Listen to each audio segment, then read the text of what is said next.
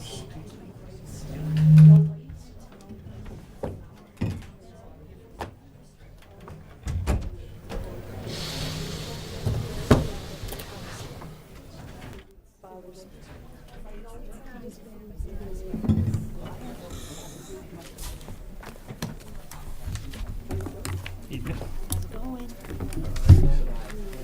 things considered, I can't complain. Busier than a one-on paper day. The clock's still working well. Oh, I'm fixing it, Ken. Fixing it right now. Time's flying. That's fixing it now. We're at 7 o'clock. I'm going to call the meeting I'm going to call to order this meeting of February 10th, 2020. Please stand and join me with the Pledge of Allegiance. I pledge allegiance to the flag of the United States of America and to the republic for which it stands, one nation, under God, indivisible, with liberty and justice for all.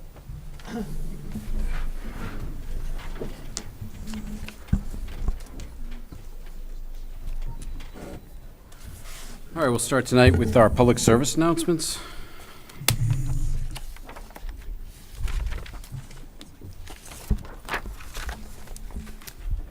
Okay, the first one is about the presidential primary election, which will be held on Tuesday, March 3rd. Just a notification about early voting that will start on Monday, February 24th, and run that whole week through Friday, February 28th.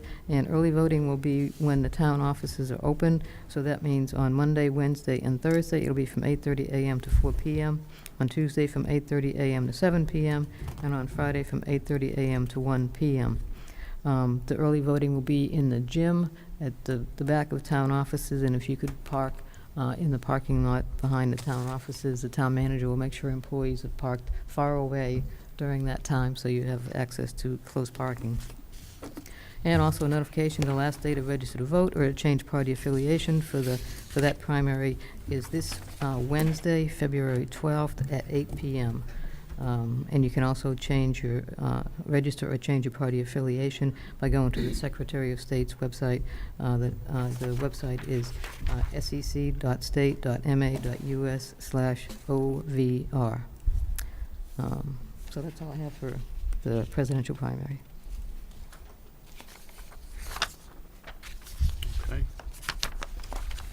So we have a proclamation to be read. Do we have someone here for the... We have Mary? at least, Yeah, we have come on up. several. A trio. Or more. Can I be joined by other members? Please? Yeah? Oh, wow.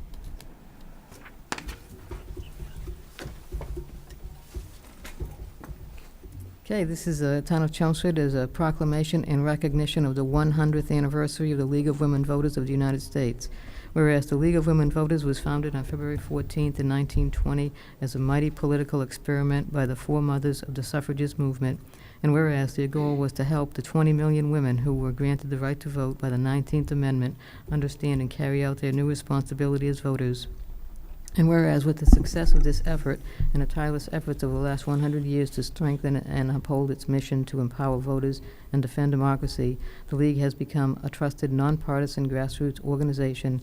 And whereas for more than 60 years, the League of Women Voters of Chelmsford has carried out this nonpartisan mission locally by its sponsorship of candidate forums and information on state and local ballot issues, as well as its commitment to register, educate, and mobilize voters. And whereas the League believes that active and engaged citizens, irrespective of gender, ethnicity, or political affiliation, are the hallmark of democracy, now therefore we, the Chelmsford Board of Selectmen, do hereby proclaim February 14, 2020 as League of Women Voters Day, and honor and congratulate the League of Women Voters on its 100th anniversary, and commend the League for its significant contributions to empowering voters and making democracy work. Signed this 10th day of February 2020 by the Board of Selectmen and sealed by Patricia Duras, the Town Clerk. Congratulations. Thank you.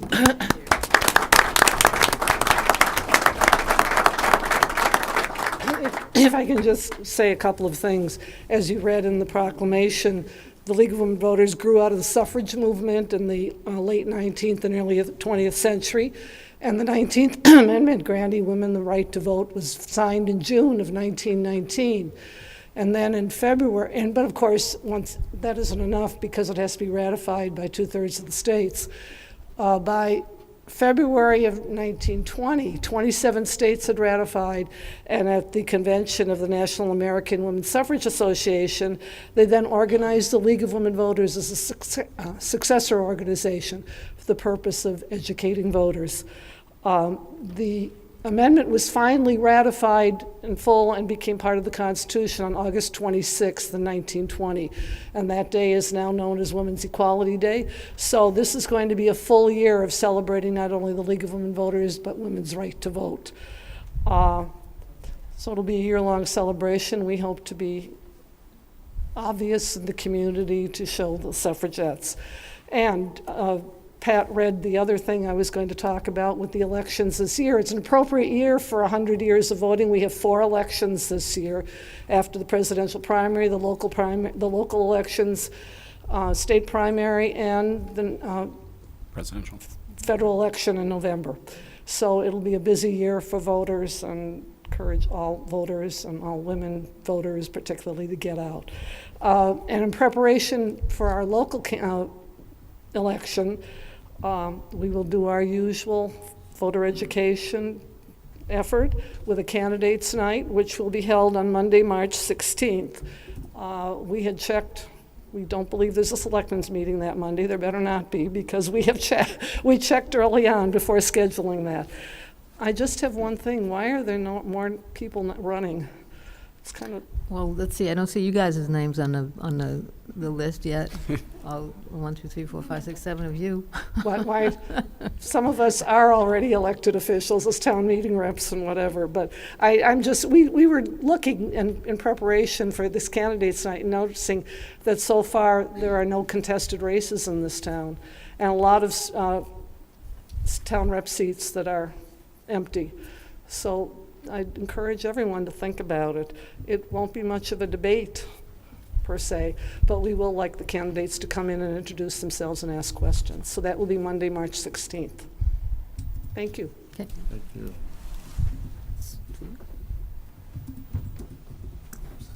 Thank you, Mary. Thank you. You're welcome.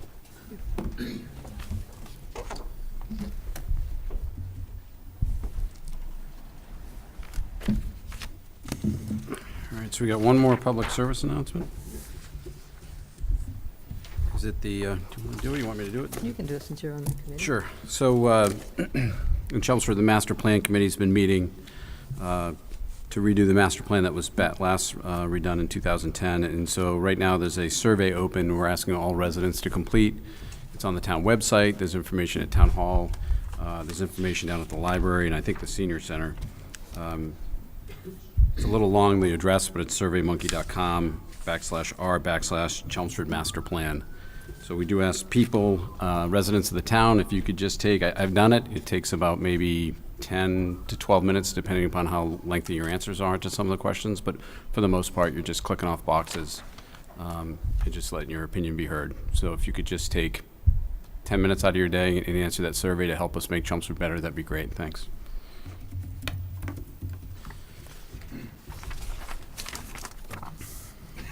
All right, with that, we're going to come to open session, but before we open it, I'm just going to lay down a few rules here. We're going to limit the open session tonight to 30 minutes. We're going to ask people not to repeat themselves or repeat people who have already come up to the microphone. If there's differing views or other views that we haven't heard and you got something new to say, please, by all means, come up and share it with us. If we could limit each speaker to 3 minutes at the most, that'd be great, too. I'll be keeping a clock. If you go over, I'm going to ask you to wrap it up. We have a lot of people here tonight, and we just want to make sure everybody's opinion is heard. All right. Anything else? Did I miss anything? I think that's good. So we'll open up to open session.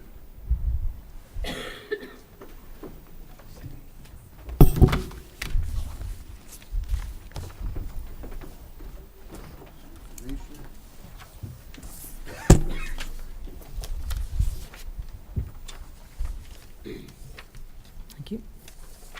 Thank you.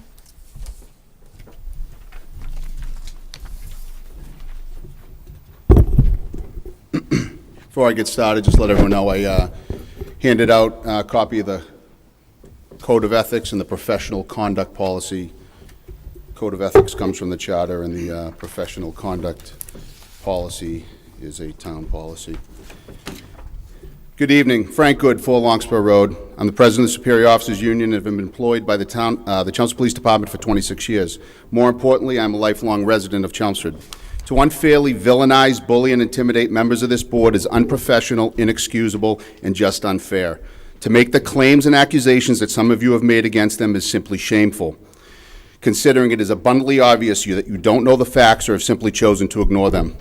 I'm sure that our case against the town manager has contributed to the non-renewal of his contract, but I am quite certain it is not the only reason. A tiger cannot change its stripes. Allow me to provide you with some facts. I spoke in front of this board in April 2019 revealing misconduct by the town and the town manager involving our state-ordered arbitration. I indicated we would be conducting an investigation and gathered the majority of our evidence through public records request campaign of emails and legal invoices. We completed a comprehensive investigative timeline report complete with tabbed evidence. This investigation revealed and outlined the efforts by the town manager to undermine a state-ordered arbitration. We filed an official complaint with the town alleging misconduct by the town manager that was a violation of the Code of Ethics from the town charter. We also filed complaints with the Massachusetts Department of Labor Relations for numerous violations of state law. In July of 2019, the DLR issued probable cause complaints on 8 violations of state law after an in-person investigation. Following this, the Board of Selectmen hired an outside legal counsel to investigate the allegations and pending complaints, since the town councils already employed by the town were complicit and conflicted. All 8 of these violations of law are appalling. I believe that 3 of them in particular should be most disturbing to the town and its residents. These are the violations which directly relate to the presentation of the arbitration award at the special town meeting. As stated in the complaints by the state investigator, and I quote, "The town failed to bargain in good faith by misrepresenting the arbitration award and misleading the town meeting representatives prior to their vote on the award at the special town meeting. Earlier that day, the town manager provided the finance committee with the arbitration award and the dissenting opinion. As we all know now, the town wrote the dissenting opinion, not the management panel arbitrator as the town meeting was told. Town manager Cohen stood silent as it was read aloud by finance committee chairman James Clancy, knowing it was all a lie. Was this honest and truthful to the Board of Selectmen, the town meeting reps, and to every resident in Chelmsford? Do any of us know if the Finance Committee knew who the actual author of the dissenting opinion was? Or were they also kept in the dark and had been convinced to participate in the town manager's scheme to ensure the failure of a vote of an arbitration award he simply didn't like? Town meeting reps asked questions about the dissenting opinion, and the town manager never corrected the record. Why would he? It was his plan, and it was working. These facts are indisputable. They did not deny any of the allegations or evidence we presented at DLR during the in-person investigation. The town manager's misleading of the elected legislative body of this town cannot be tolerated. You gotta wrap it up. We want to yield some minutes. He was going to speak. He's offered to yield his minutes to me. Do you have much more left? 2 minutes. The town manager's misleading of the elected legislative body of this town cannot be tolerated. It is a clear violation of the Code of Ethics and the town's professional conduct policy. The complete disregard and disrespect of our town meeting government is inexcusable, unethical, and a betrayal of the public's trust. This case has not been our crusade, it's been his. Mr. Cohen has been given numerous opportunities over the course of the past year to make this all go away by merely honoring the terms of the arbitration award. Sadly, it appears as though his ego would not allow it.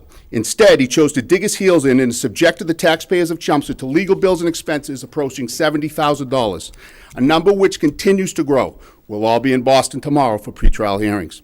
A notice of claim demand has been sent, and the town's insurance carriers responded to the town with a lengthy and detailed letter advising that due to the circumstances and actions by those involved, the town would not be covered in a civil suit, subjecting the town to the costs of providing their own legal defense and potential triple damages for our legal fees and damages, triple damages.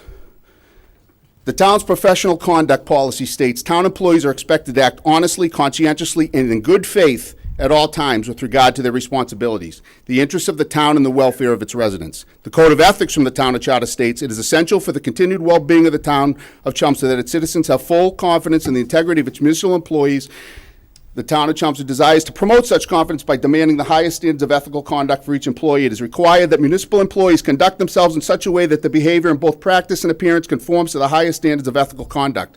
Our town charter and bylaws are not just some nice suggestions. They are the rules that govern. How can we expect others to follow codes within the charter and the policies in place in this town if the town manager doesn't? How could anyone ever be held to those standards if he is not? It's about leadership by example. Right. It's about accountability. Even in the face of all the overwhelming definitive evidence, he continues to deny responsibility. He believes he is above the law and the rules because no one has ever held him accountable until now. All right, Frank, This you gotta wasn't a wrap up. mistake. He was going to speak. It's the same. I haven't gone 6 minutes yet. Even in the face of overwhelming definitive evidence, he continues to deny responsibility. He believes he's above the law. This wasn't a mistake. We all make mistakes. This was intentional because he believes he is untouchable and he continues to act that way. Colluding to undermine an arbitration? So what? Fake dissenting opinion to kill an award? Who cares? 8 DLR complaints? Big deal. Spending tens of thousands of taxpayer dollars to fight this and no insurance coverage for a lawsuit? Don't care, not my money. Code of ethics and professional conduct policy? Doesn't apply to me. I know the majority of this board understands all of this. If you didn't, All right, you'd have a contract right now. You were elected to exercise your judgment like you did last Frank, meeting. you're at 6 minutes. Nothing has changed. Don't let your judgment be swayed by a social media campaign and a petition signed by those who don't know what you know.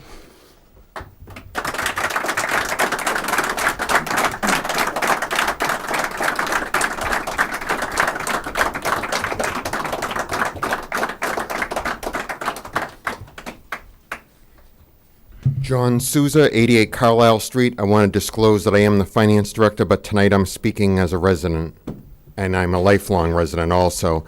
I'm very troubled by the events that took place at the last meeting of this board on January 20th. Paul Cohen began serving as town manager in late 2006. Since then, I've watched him work tirelessly every day to improve our town. His energy and enthusiasm have no limits. He regularly attends various boards, committees, and commission meetings, too numerous to mention, and volunteers for a number of community organizations. He is completely devoted to Chelmsford. Some character traits that I've noticed are his honesty, the fact that he's not a self-promoter, and always strives to do what's in the best long-term interest of the town. Sometimes these values collide with certain political interests in town. I realize that there'll be times in the real world where the board and manager may disagree on a policy or decision. However, this town needs a strong manager and not a yes man that simply follows orders, and I'll give you an example. As many of you remember, a short time after Paul arrived in town, we learned in the papers that the old Center Fire Station on North Road was crumbling to the ground. A committee looked at several site locations, and they are all controversial. After a failed ballot vote, a plan was developed to downsize the building and locate it beside Town Hall. A selectman who is no longer here made it their mission to rally every neighbor against the project and work hard to defeat it. Paul realized that this is the only feasible solution left after all the alternatives and stuck with it. He didn't take a popularity poll or see which way the political winds were blowing each day. Sure, he took some hits along the way in the process, but ultimately, as we know, the Center Fire Station was constructed as a result of his leadership. Sometimes a CEO has to make tough decisions that may not be popular with everyone. I also want to address the scheduling of the executive session, which was just 2 days after funeral services for Paul's father. The board members that made this decision, in my opinion, exercised extremely poor judgment and bad timing. I'd even call it disgraceful.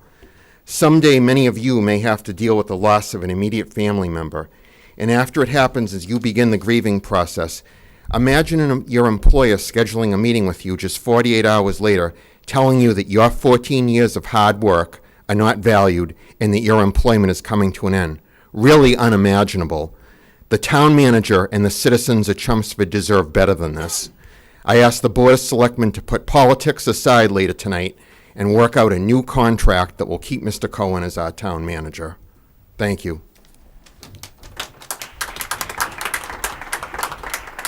Kathy, before you speak, I normally don't speak back, but Paul, just to make this clear, who put that on executive session?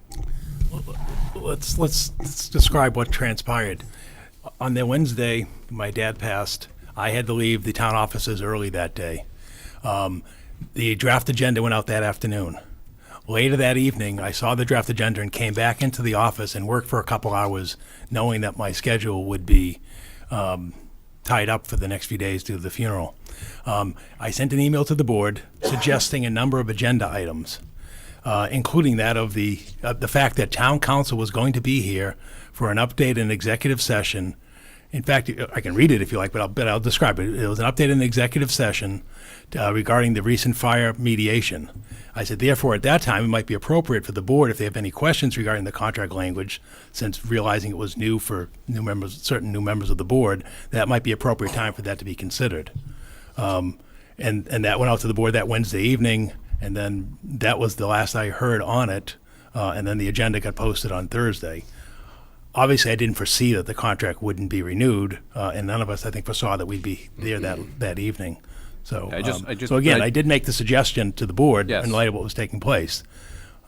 And just to be clear, so I have a job during the day. I got back at the office around 12:30 and the agenda was posted. Paul made the suggestion the night before. I didn't catch it before it went out. It was not put on by the Board of Selectmen. That was not our intention.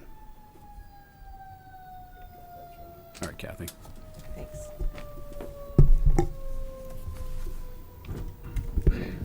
Good evening. Thank you. I'm Kathy Duffett, 47 Thomas Drive. I'm a town meeting rep. I also serve on the Finance Committee, but I'm just here as a little old lady citizen. The reason I'm here, primary reason I'm here tonight, is because, just frankly, it's the right thing to do. Paul has been with us for 14 years. He has achieved many great goals, including our stabilization fund is where we want it. Our bond rating is much improved. The fire station, many great things. And I just think that if someone has served a community diligently, excellently, received consistently glowing reports, then they deserve a few minutes of my time and public acknowledgement of thanks for what they've done for our town. And kind of as a funny story, when I first met Paul, I think even before I'd introduced myself to him, I was on the school committee, and back in those days, it was a really tough argument to try to get a couple of extra dollars for the school department. So I think my very first words to Paul were something like, "Oh, for God's sakes, throw us a bone," looking for more money. And I have no recollection of what Paul replied to me, but I do remember that he referred to me as Mrs. Duffett, because he's a gentleman. And I think when you look at the people who serve this town, town hall is well run, the employees are happy. And I think I don't know, putting aside the police union issue, which I don't want to speak to or not knowledgeable enough to speak to, the employees of the town are happy. So you have a multi-million-dollar corporation where the employees are happy. If you think of the stabilization fund as like stockholders' equity is up, your bond rating is up, you yourself gave him a glowing report in July, then the right thing to do is to consider all the details carefully and give this gentleman his due respect and treat him respectfully. And to that point, we're not supposed to know what happened in executive session. But someone leaked that, and that's an ethical problem too. So I think, go back into executive session, determine the real facts, and give everybody their due diligence, because Chelmsford deserves to have highly educated, highly successful person at our helm. Thank you.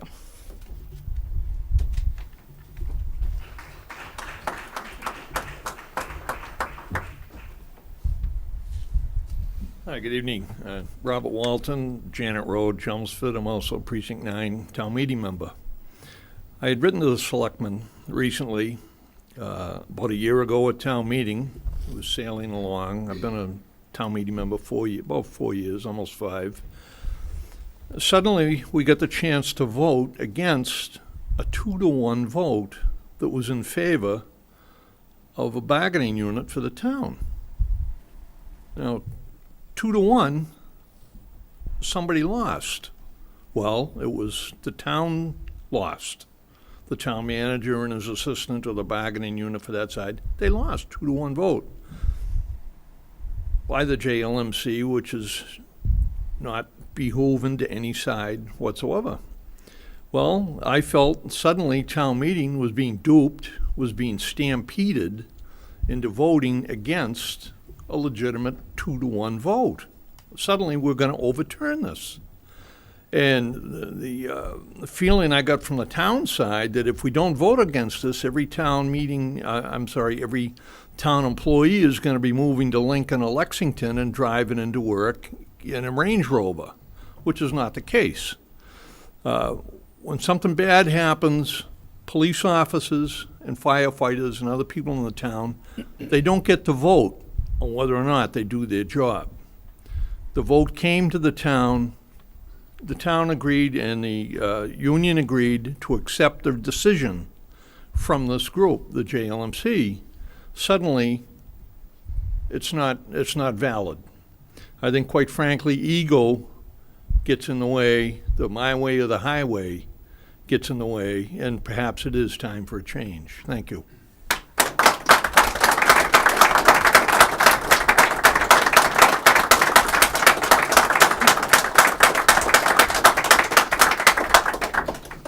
Hello, my name is Frank Green, 41 Sherman Street, a 31-year resident of the town, and full disclosure, chief assessor for the town. Paul possesses all of the qualities you would hope to find in a leader. He's direct in his decision-making and does not let a matter languish unattended for very long. His decisions are thoughtful, consistent, and evenly applied. If I or anyone else brings a concern to Paul, we can be sure of two things. First, if he's available, he'll see us immediately and give me his undivided attention. Second, we know he'll listen to and give consideration to our opinion.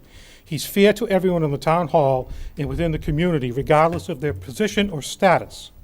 Paul is optimistic about Chelmsford. From his early days here, Paul has been enthusiastic about the town and has never wavered from that. From the first, it seemed like a perfect fit. He responded well to the town, and the town responded well to him. He has been successful in bringing projects to Chelmsford that provide a benefit to all while being mindful of the cost of these projects. Paul Cohen's knowledge of municipal government is unchallenged. He is held in high regard throughout the Commonwealth. He can talk about the facets of my job and then the town clerk's job with the ease and depth of understanding.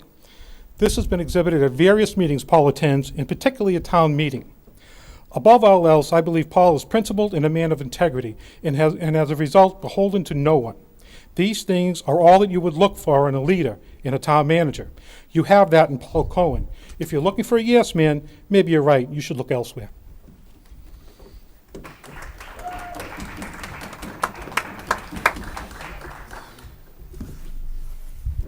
Good evening, Chris Bowman, 3 Julio Street, Precinct 4 Rep.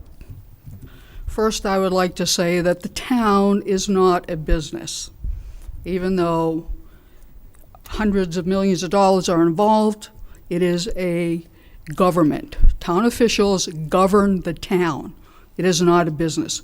Two different things, two different perspectives, two different ways of doing things. We want good government, not a business organization.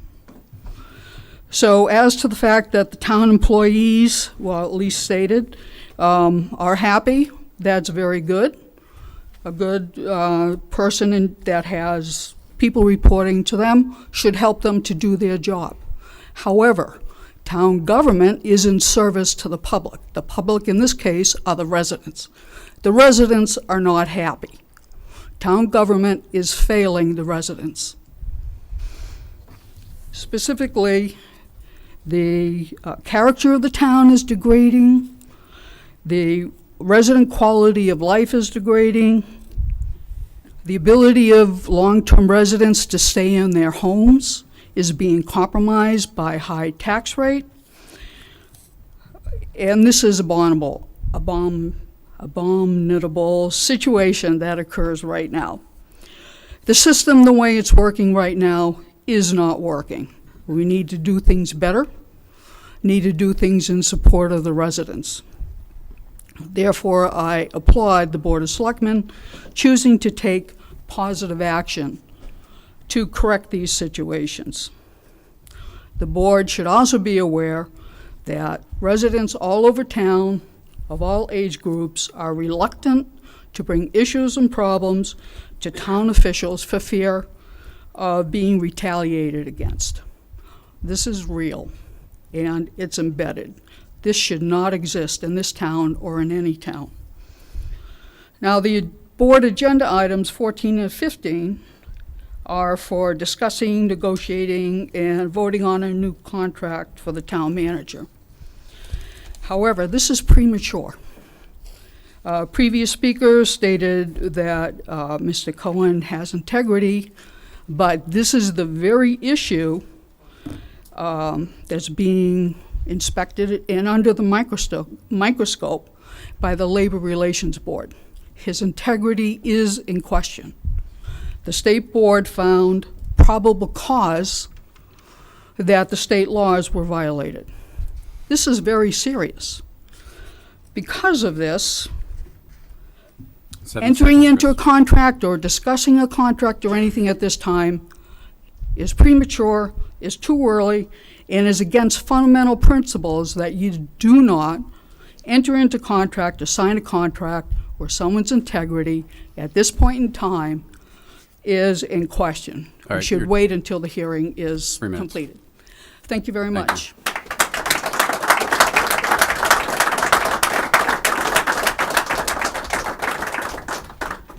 Hello, my name is Jerry Hall. I live at 34 Lovett Lane, and I'm happy that the employees are happy, but as a customer, I'm not. I think after 14 years, I feel like there's a sense of arrogance towards the elected bodies and towards the residents in general. We're fairly dismissive. I take the Route 40 rezoning as an example. We had a plan in 2018 that was developed by the town manager, very little input from the planning board, no citizen input. I really think that was kind of a slap in the face to both. When we did take a second pass at it, the Route 40 committee came out with a reasonable plan. We then see the town manager coming out with muddying the waters with a new state grant. And that study is the viability of the very same components that the people overwhelmingly rejected in 2018. I think working behind the scenes to defeat a proposal that was endorsed by an elected body, and it was endorsed by the planning board, and was finally endorsed by the Board of Selectmen, I think that's kind of the height of arrogance, if not insubordination, bordering on a fireable offense. Now, traffic is a major concern. So why did the town manager, in his application for a grant to study the town's interchanges, refer to Exit 33, and I quote, "Exit 33 has been the subject to recent proposed zoning changes that envision multifamily, 40R, and commercial development, without telling the grantor that these are specific items rejected by the Route 40 committee and the planning board, items totally rejected by the people in the fall 2018 meeting. Do the people count for nothing? We, the residents of Chelmsford, are tired of being characterized as being selfish if we try to protect our neighborhoods. The town is its neighborhoods. Perhaps a town manager who actually lived in one of ours would get it. But wherever a town manager lives, he should get the fact that he is subservient to the town's elected bodies, and through them, the people at large. I don't see this. Ladies and gentlemen of the board, I know this has been a very contentious and corrosive topic, and I'm sorry that you have to take the hits on Facebook and Twitter. It's not right. I assure you, however you vote, you have my respect and my gratitude for taking on the burden of public office. It hasn't all been cutting ribbons and kissing babies lately, has it? Thank you. God bless you. Thanks for listening.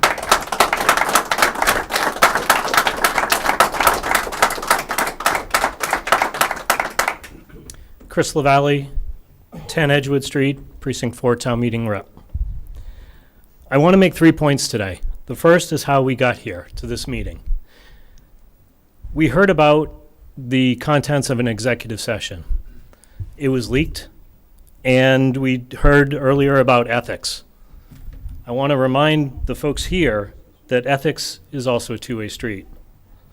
We need to make sure that the people in our town who are elected officials also adhere to the ethics codes.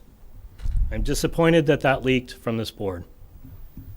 My second point is something that has been talked about, as the previous speaker also mentioned, is the town meeting or town manager should be a resident. I wholeheartedly disagree with this. As an outside person who does not live in this town, they're an independent, objective person who can make decisions that do not impact that person directly. They don't impact the family. They impact the town that they work for. Just like any employer that any of us work for in the private sector, we don't live in that area. And subservient to the board does not mean the yes man. You can have disagreements. You can have differing opinions, but that does not mean you have to be a yes man.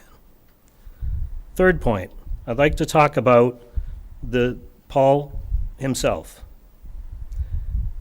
I'd like to also disagree with my fellow town meeting rep earlier, who said the town is not a business. Yes, it is. The town is both a government and a business. The town governs by laws and bylaws. However, it is also a business that provides services, a balanced budget, and someone has to run the operations. To me, Paul has done a great job of running the operations of this town. The Board of Selectmen has given him great reviews and raises in the past. Why is something changed all of a sudden? And with respect to that last town meeting, I did not vote on Paul's recommendation 2 or 4. I voted on the Finance Committee recommendation based on the fact that they hadn't been given the report until last minute. There is also, they weren't able to go through the numbers. So as a town meeting rep, I cannot vote on something that I don't have confidence in. So the no vote that night was not to put down the contract, but was not to approve it that night. Most town meeting reps that I talked to were hoping that it could be taken up again, gone through again, just to make sure that all the numbers were right. I've worked with Paul on the town meeting. I'm also a former member of the IT Capital Advisory Committee and a current member of the Town Capital Planning Committee. And in all my dealings with Paul, he's been honest, trustworthy, and a great person. Thank you.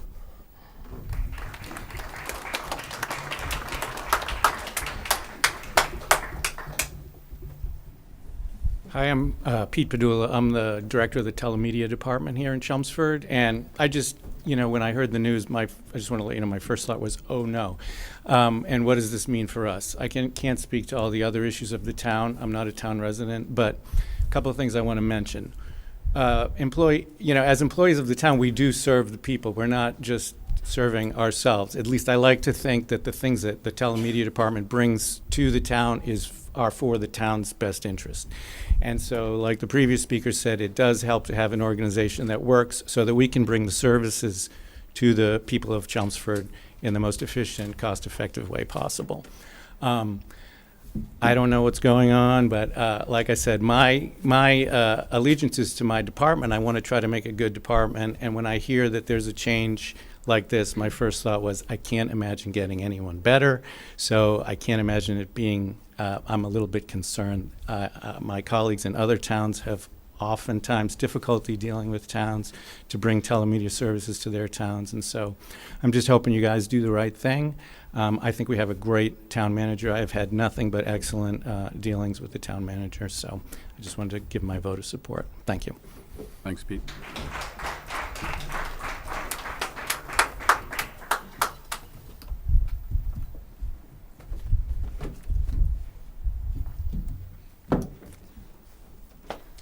Hi, Anita Tonini, 8 Columbus Ave, town meeting rep, as well as I sit on the Finance Committee. First off, I do want to thank the 5 of you for running to be on the select board. I do realize this is not a paid position, and it does take up a significant amount of your time. With that being said, I, like many others, were surprised by the recent news of not renewing Paul's contract and believed this to be a mistake. During my career, I've worked closely with a lot of CEOs. during good economic times and some really dark times. I've worked with some great leaders and some that left things to be desired. One thing I've come to realize is an effective leader of an organization, whether public or private, is that they will make unpopular decisions. They will make mistakes. And at any given time, people in an organization will be upset by them. My concern tonight is the board is giving too much credence to the noise and not focusing on the bigger picture and overall results. I've worked a bit now with Paul and believe he's an exceptional leader. He has done a wonderful job bringing the town through some tough financial times. He has not made everyone happy, nor do I expect him to. That's not his job. His job's not here to make everybody happy. Of course, we all wish we had more money to spend on our schools, infrastructure, and on the salary of our town employees. However, there is a finite amount of money. Before you make this profound change, I ask that the select board articulate not only why they are not renewing the contract, but what specific issue would cause them to do this change, and which would cause the town to pay severance, because you did not give him enough notice per his contract. I also request that you identify the specific experience or traits a different town manager must possess in order to avoid the same situation. And I would like you to also explain how you plan on vetting that.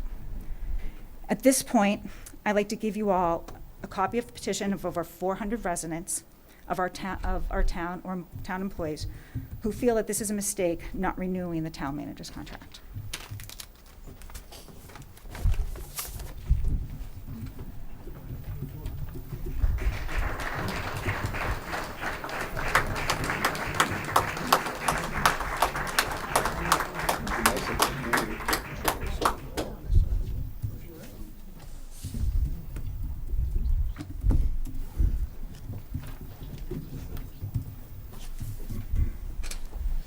Good evening, Philip Doobie, 11 Village View Road. Been a town resident my entire life. I'm also a police sergeant in town. It is clear from the Lowell Sun article that the Board of Selectmen did not leak the comment from executive session.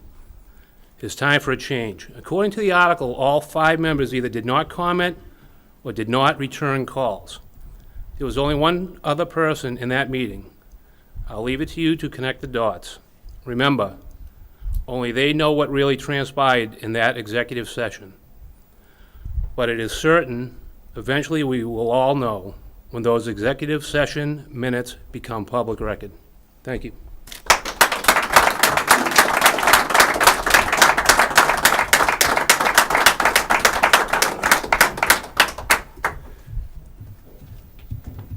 Glenn Thorin, Precinct 5. I actually wasn't planning to say anything tonight, but the nature of the input here sort of compelled me to do so.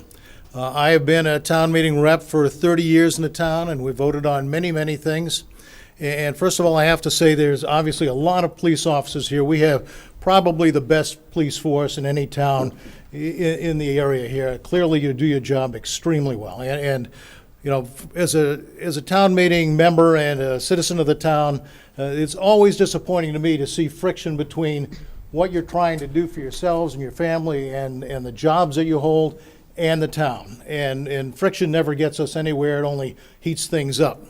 And that's where the Board of Selectmen comes into play, because it's a Board of Selectmen that has to handle when friction becomes involved in negotiations, as well as individual opinions where communications may not be as good as they should be between the board and the town manager and other people in the town. I've been on many committees on behalf of the town, and I know many of the leadership of the town. But what I mean by leadership is people that serve time and time again on charter review committees, on finance committees, capital committees. There's literally dozens of people that have committed many years to the progress of Chelmsford, and they actually care about making sure that the police are well treated, making sure that the town is well run. So I can't speak completely for the police department. I'd love to talk to you about what's going on, but I can speak from my experience with Paul. If this one instance is a major factor in your decision making, you know, you've got to take that into consideration. There are always one instances that look like the end of the world, but can be solved. And I can look back on all of Paul's years here when we had a town manager preceding him, where our budgets were in trouble, where our stabilization fund was going down to zero, where our bond rating was not good, and then Paul shows up. And the new guy's got to get a chance to get settled in and see what he can do, but almost immediately, the stabilization fund was being rebuilt.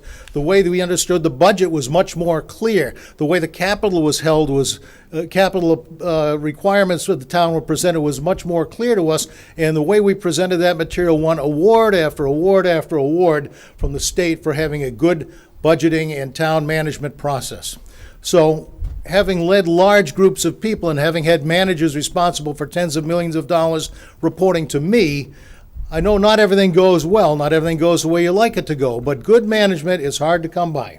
And the only way you can judge good management is over the long term. There are always going to be instances that need to be handled and communications that may need to be improved. But you've got a great town manager. I'm here to say, from my own personal opinion and my observation from at least over a decade, we have a good town manager, and I strongly suggest you look favorably on his accomplishments, of which there is a huge long list, a few have been mentioned tonight, and work to have things that are obviously troubling to both the police department that we like and to the town solved in the near future. So on behalf of myself and speaking for my family, we all agree that Paul Cohen has the management qualities that we need in a town like Chelmsford. Thank you.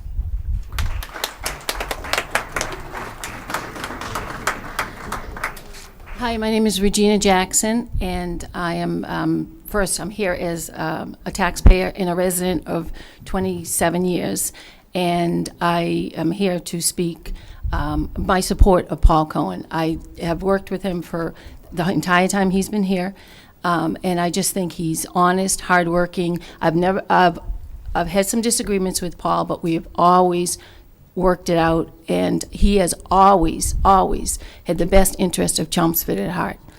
And his decisions and his deliberations and everything that he has put forward, he has had the best interest of Chelmsford. And as a taxpayer, I don't want us to go through a process that is totally unnecessary, searching for a new town manager that has everything that Paul has right now.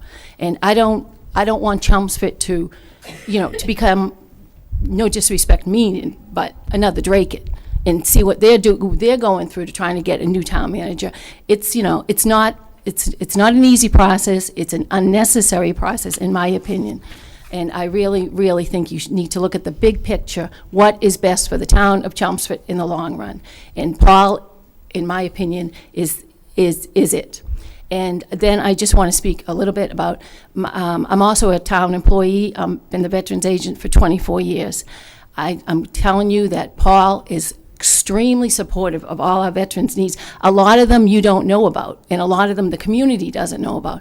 But as the veterans agent, I meet with my counterparts around the state frequently, and we always talk about our support in our towns. And Chelmsford has the best support for veterans in this state, hands down. So please consider that when you're looking at the big picture going forward. Thank you.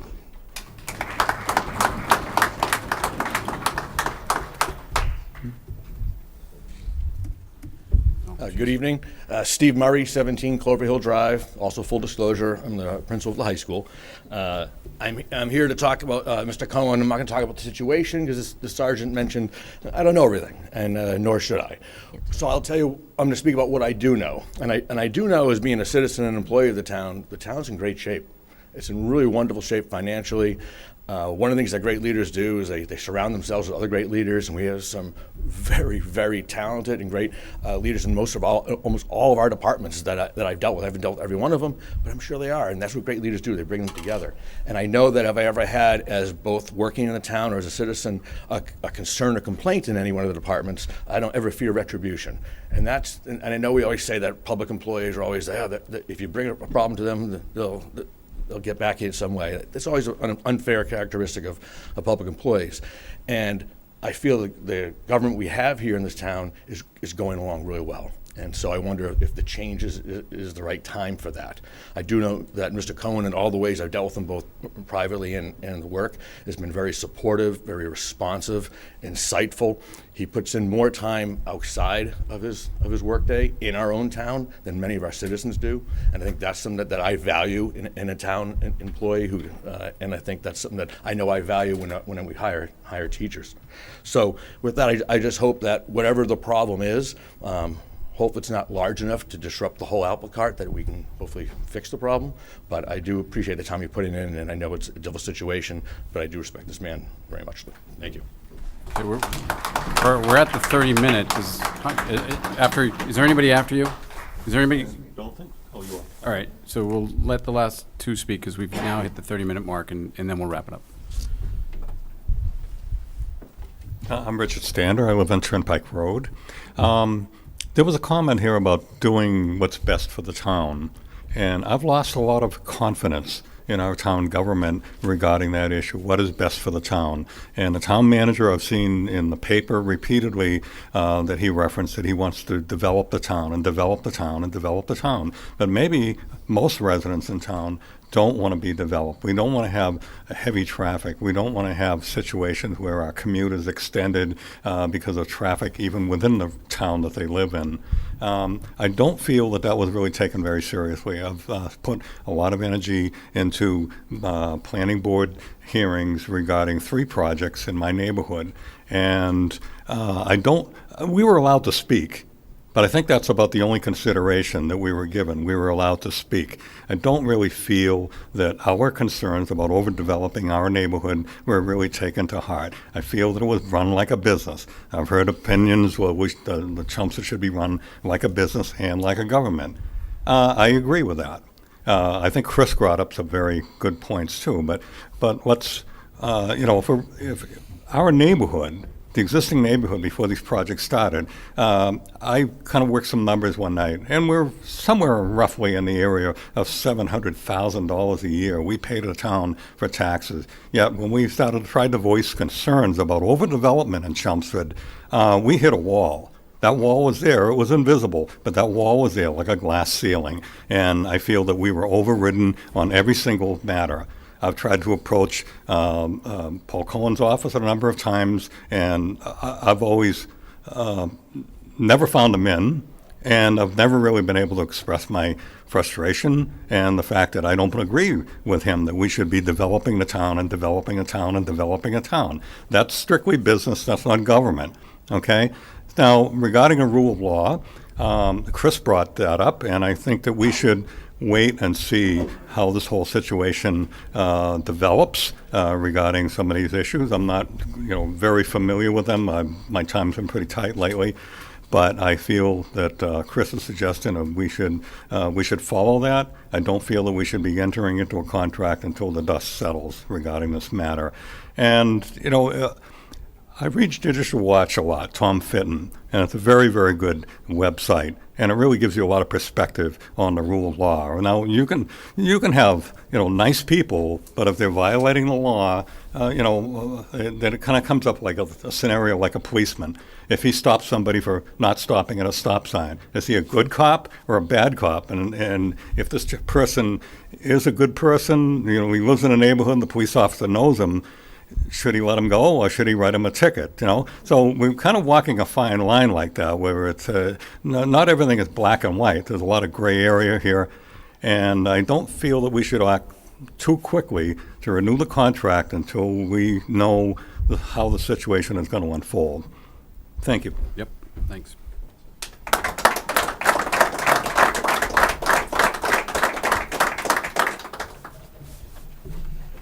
Good evening, Gary Perschetti, DPW Director. I just want to say in my 20 years of working in this town, in the last 14 with Paul, and I only want to add that, stabilization fund is in great shape. The fact that we've built a fire station out here, a DPW garage without overrides, and the town continues, in my opinion, to move forward with this stuff, and I really believe that it would be ill to see Paul go. Thank you. Thanks, Gary. Okay, with that, we're going to close down the open session and I do just have a quick statement I want to read so everybody's aware. So as the chairman of the board, I just wish to make a brief statement in connection with the status of Paul's contract. Our discussions with Paul as to his contract remain ongoing at this time, and beyond sharing that, we are not in a position to say more out of respect for the process and out of respect for Paul as the town manager. When we've reached an endpoint with our discussions with Paul and as the town manager, we report to the town the result of those discussions. Thank you.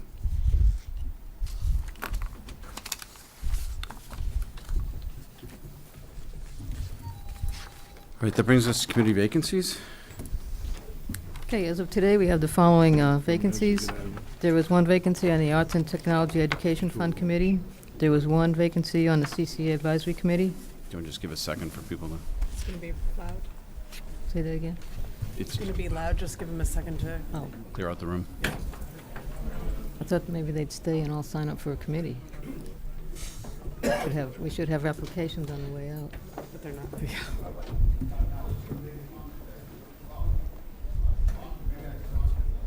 I think we can shut that door. Hmm. Could we just have someone swing that back door shut, if you wouldn't mind?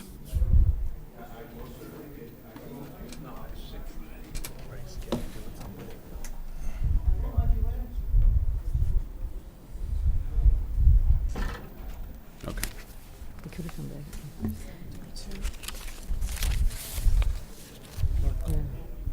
Will you close that side door? Thank you.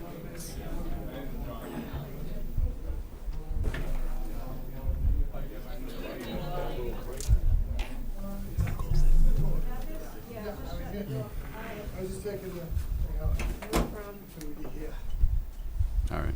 Okay, so I'll start over with committee vacancies. As of today, we have the following vacancies on local committees. We have one vacancy on the Arts and Technology Education Fund Committee, one vacancy on the CCA Advisory Committee, one vacancy on the Center Village Master Plan Implementation Committee, one vacancy on the Commission on Disabilities, two vacancies on the Community Action Program Committee, 5 vacancies on the Council on Aging.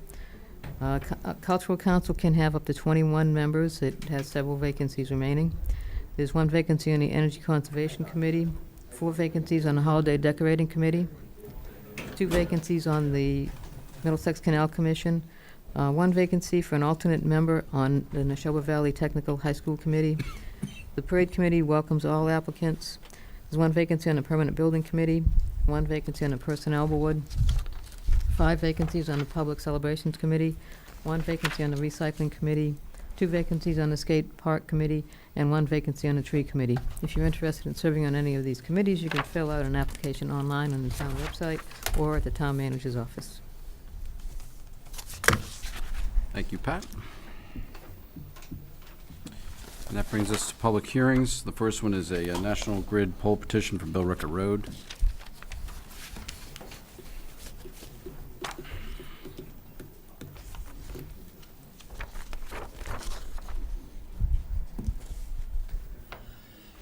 Yes. My name is Peter Walsh. I'm a consultant with TRC in Franklin, Massachusetts, and I'm working with National Grid on this Mass DOT project, along with the town, on this relocation of the road out there and widening of it, bridge, drainage, all sorts of stuff going on out there. So there's quite a few poles that are being relocated due to this relocation of the road, which the Mass DOT, I know, has submitted plans to, and the town, as far as I know, the town has approved this. So that's why I'm here. This here basically shows we're going to have a temporary relocation because they're going to put a bridge in first. So they're going to relocate these 3 poles back, and then after the relocation, they'll pull them back again. Those are those 3 poles here. The rest of the poles are all related to the relocating of the poles. Like on Riverbend Road, that whole road is being shifted. So, and that's located on the, reflected on the state plans. So I'm not sure, I'm sure you must have the state plans as far as. Yep. And like I said, this is a Mass DOT project under the town's jurisdiction. So. Anybody have any questions? For these first 3, you're just gonna take them out, do your work, and put them back? Yeah, once the bridge is constructed, we'll put them back. As you can see, proposed relocation after the construction, but they're putting them back further, so they're not in the way. Are we doing these one at a time or all three? Oh, the Karen minute. should probably do Yeah, one at a time and one at a ask time and let the everybody's public speak. So is there anybody from the public that wants to speak? No? So we're doing them one at a time? Is that, Is there anybody here that wants to speak on any of the poll petitions? all in the same area? They're all in the same area. Yeah, it's the same three. Could you just put the graphics up for the other two and just say a couple words about them in case Sure. we misinterpreted the paper? Hold on, I'll get them. This is the second one, plan number 2479669. Yep. Riverneck Road. Of course, the page number went off.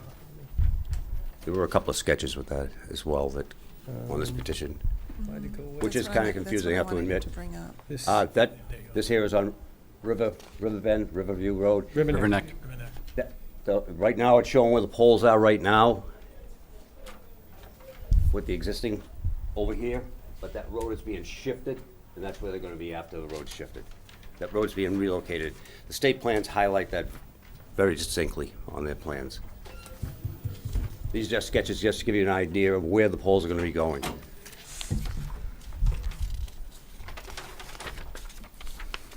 The same goes for, on Bill Ricker Road. That road is being shifted. So, before the relocation, after relocation.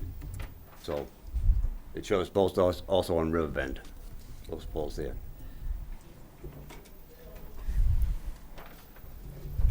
So which ones are we voting on? So the four poles on the lower right corner, 27 through 30, those are going away?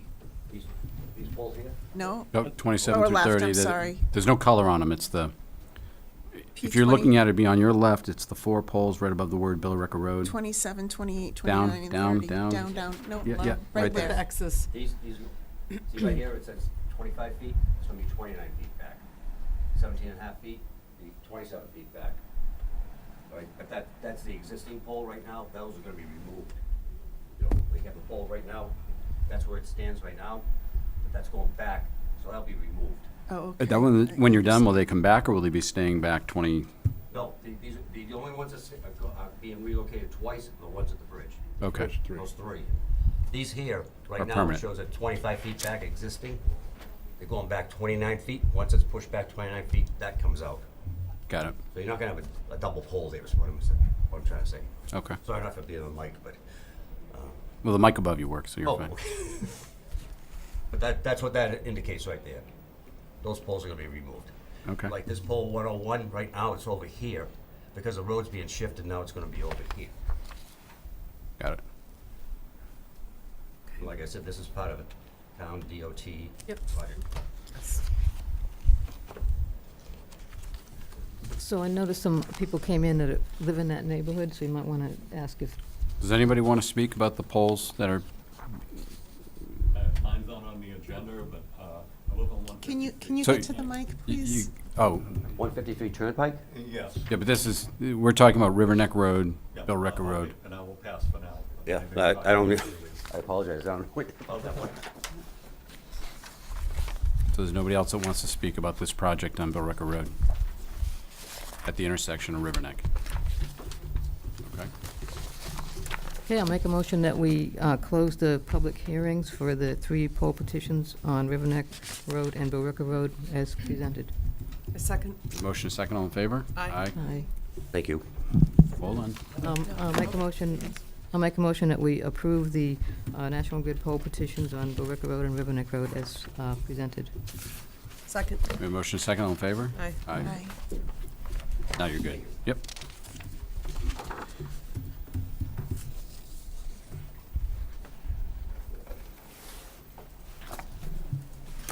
All right. Lisa, reports and presentations. Good evening. My name is Lisa Maroney. I'm the Director of Business Development and here to provide a quarterly update.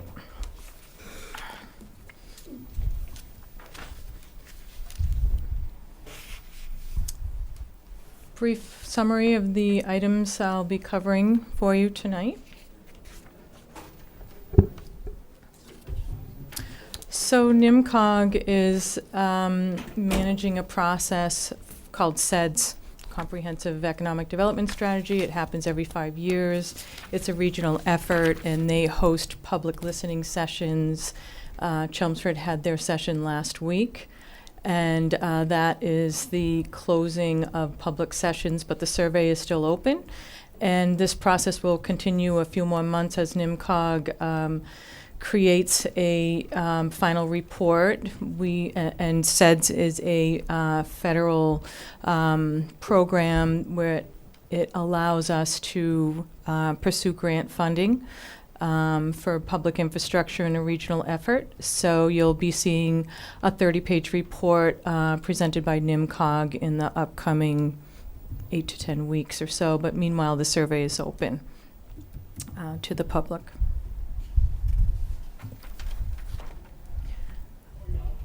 Summary of recent effort and accomplishments for ribbon cuttings. New businesses continue to move in, filling up empty space, bringing new jobs, creating private investment, and I continue to do networking events and promoting the crossroads of 129 as well as economic activities town-wide. And also on there you may see some new bullets coming on as I'm receiving incoming interest to create more partnership with the town for economic development initiatives, notably the banks and other real estate agencies that have been inviting us to attend Boston meetings, which we have been doing in the last 8 to 10 weeks or so.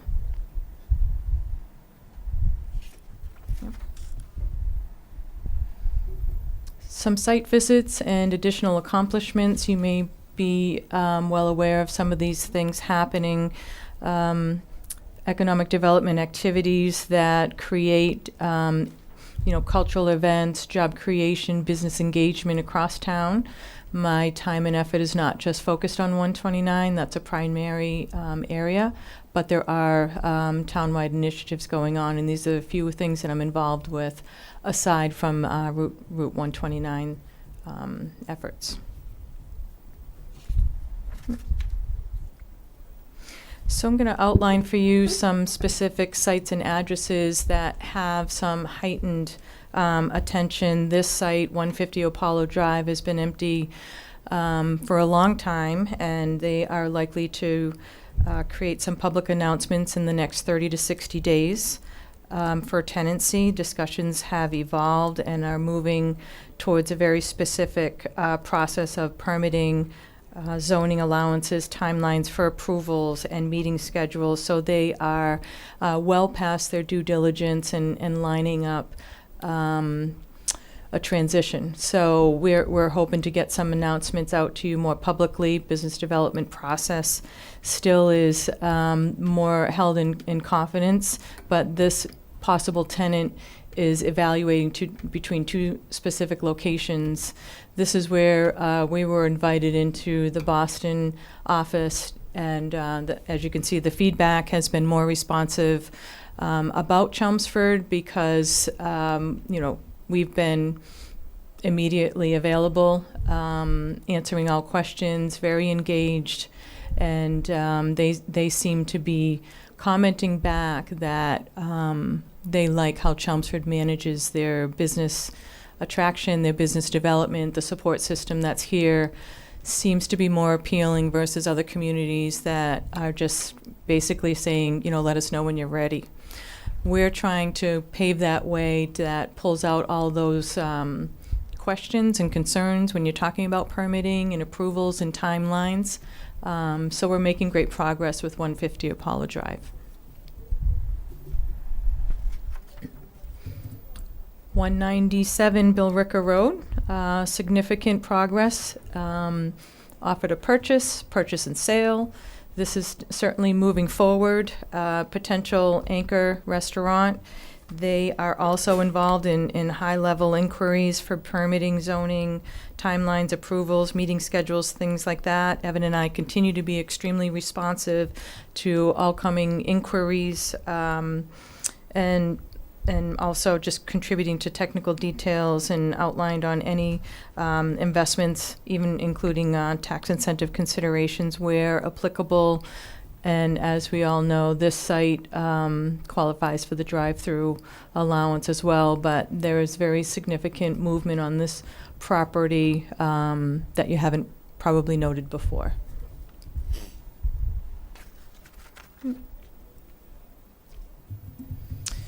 So 300 Billrica Road, this is another location that is likely to create public announcement in the next 30 to 60 days with tenancy. They are finalizing terms with some major tenants and working towards complete full occupancy of the building.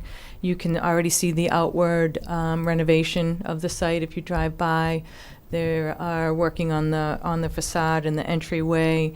They have corresponded with me for landscaping upgrades and other things, but I do check in with them regularly, and this is an update from last week, so the owners are very responsive and very receptive to working with the town of Chelmsford, and as we all know, this is a highly visible property, so we're getting very, very close to a lot of changes, positive changes coming forward, and this is the premier property that kind of sets the tone for the crossroads with their high visibility. So very soon we're hoping to have some public announcements that we can share more information with you.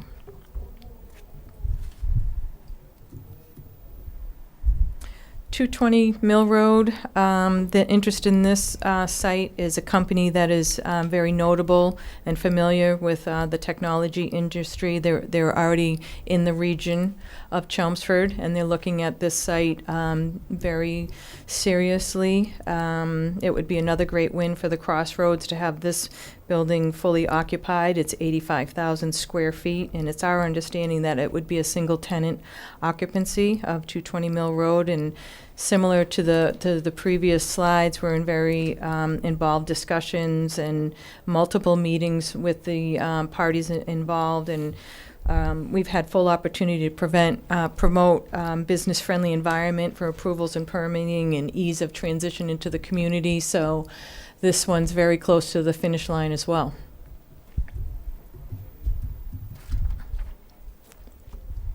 .278 Mill Road, the developer has pulled permits to start construction. It's a very popular location for businesses that are looking to locate on Route 129. There's a lot of interest in consideration with the Business Amenity Incentive Grant for this site. There's multiple tenants pursuing interest in this site. It's got a lot of flexible zoning and multiple uses, and so we continue to provide support where necessary. But I feel that it's just a matter of time before this site becomes fully tenanted and occupied as well.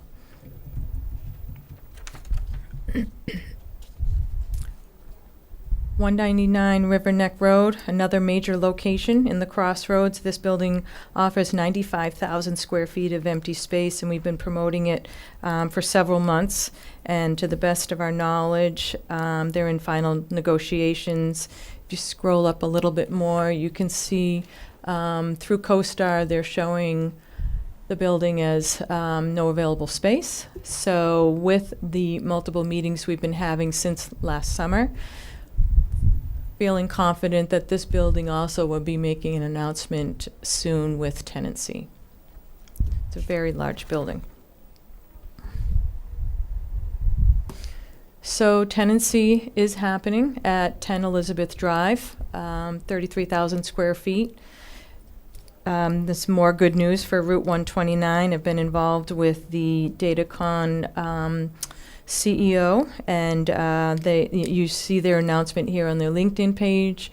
They're coming to Chelmsford from Billrica with the excitement about being able to fit up space for their technology, their advancements, more efficiency, more productivity, and new modernization of space. So we are talking with them about a possible ribbon cutting to be scheduled in May, which would be great for the public announcement and identity to continue on Route 129 with technology and advanced companies. It's really good stuff. Another success story, Red Mill Graphics built a second building on Stewart Road.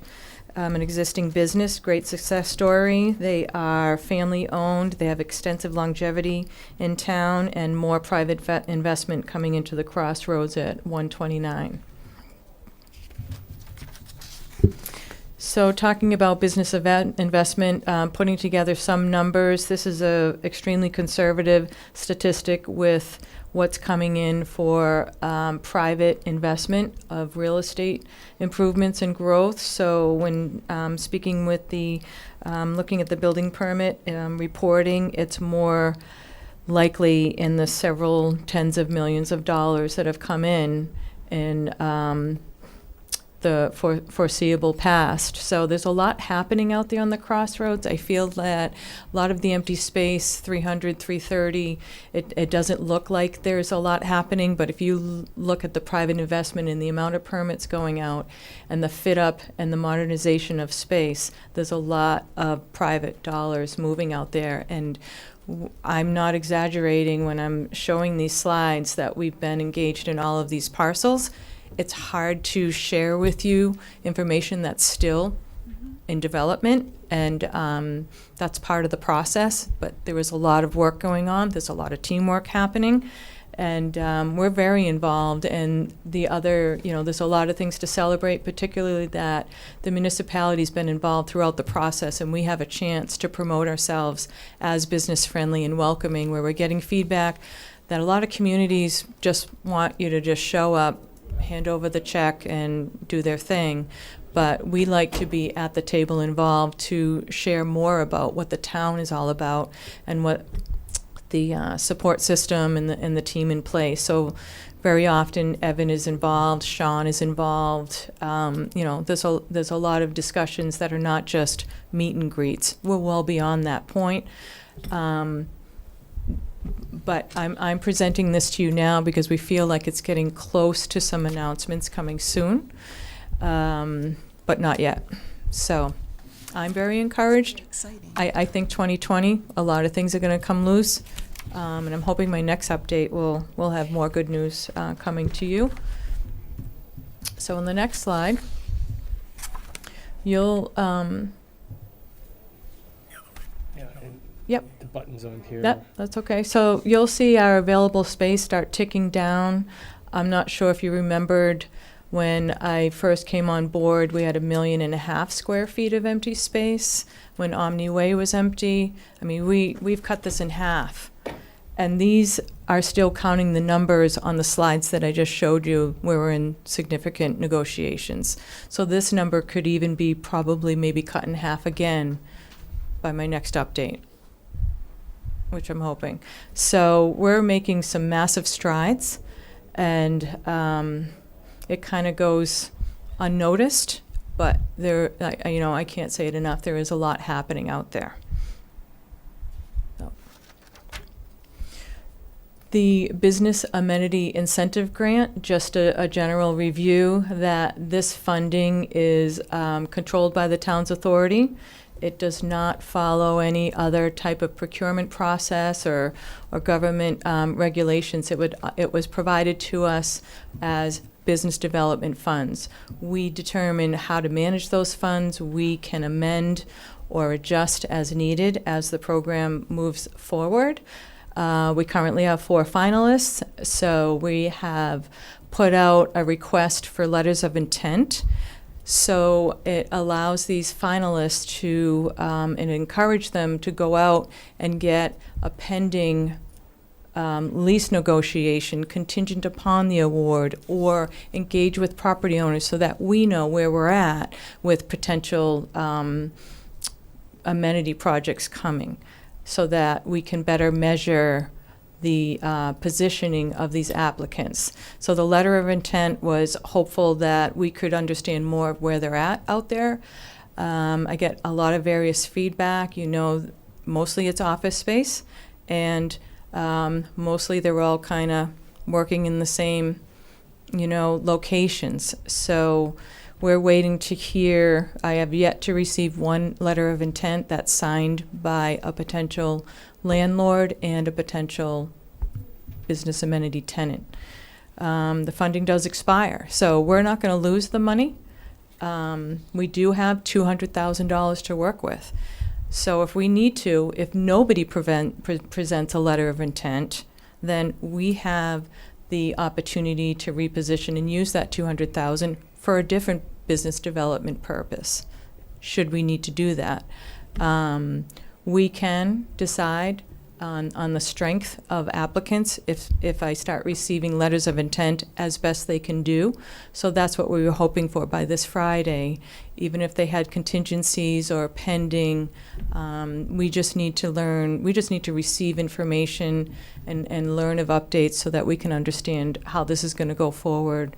We certainly don't want our funding to expire, and we're hopeful that we can award funding to as many finalists that can get close to a successful agreement as possible. So Lisa, It's a that lot of means money.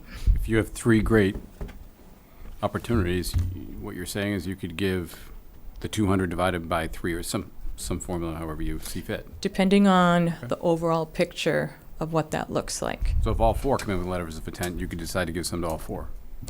Yeah, we can determine, and how that will look is as they come in and submit their best and final approach as best they can. We'll decide on a time or when to present it to you as the select board members to see what we're trying to manage and determine how best to award the funding. Okay. Mm-hmm. Okay, any questions on that? Okay. So this is just a very brief summary of other additional efforts that are carrying forward into the months up ahead. But as you know, there's a lot more happening between the lines for negotiations on space. But I just kind of wanted to put these things on there. They're constantly moving forward, and there's a lot happening. So I think that's basically my overall update to you. If you have any questions about anything I presented. Do we clap now? No, but please keep your fingers crossed for some of this to come forward, because we've never been this close before, and we've come a long way. So it's happening by a real strong group, concerted effort. So I don't claim to be the only one on this, but we are constantly pushing on it every day. And for people at home listening to this, the important thing here too is as you get this vacancy rate down and car counts, and I know people hate traffic, but as foot counts, car counts pick up out in 129, it becomes easier to attract all these amenities, which we were now zoned for. You get whatever, Dunkin' Donuts, or they show up and they want to be able to make sure they make money there. They don't want to come into a vacant. So that helps. And then it also will give the landlords, pricing ability to raise the rents, which that's when it really starts. Yeah, there's a lot of trickle-down economics that happen. And on 129 specifically, they've got an off-ramp, exit 29, right off of Route 3 that just feeds right in, right into the corridor. So there's a lot of things to celebrate now, and there's a lot more coming forward soon. So Lisa, lately I've been hearing a lot about the Spring Festival, but I don't know much about it. What can you tell us about it? So Spring Festival was a thought that we were very successful with Art on the Brook, and we had good success with the holiday stroll. So what do we do on that timeline from January to Art on the Brook in October? So the thought was to work to expand the duck race, maybe reinfuse some energy in there, I've had a lot of interest from the financial institutions in town to engage in cultural events and provide some sponsorship so that we can turn around and have some fun family activities, no cost, low cost engagement for cultural events, and it's kind of a win-win. So they've been coming forward looking to be more engaged with the town. So we've been thinking about ideas of how we want to expand. The duck race is popular, but it probably could use a little more involvement and other activities and interaction during the duck race. So we thought we would kind of tag on that as a spring festival. So the details are still coming. I do have interested sponsors. We've talked about thoughts and ideas of what those activities could be or would be. We've had a couple meetings internally with Center Village to see how we want to organize that itinerary, but we're certainly open to suggestions. It's Mother's Day weekend, and we have lots of ideas. It's the implementation part that you have to, think twice about. Okay, thanks. Yeah. Thank you. Yeah. Thank you, Lisa. Anything else? Okay. Thank you. All right. Thanks, Thank you. Lisa. Thank you very much.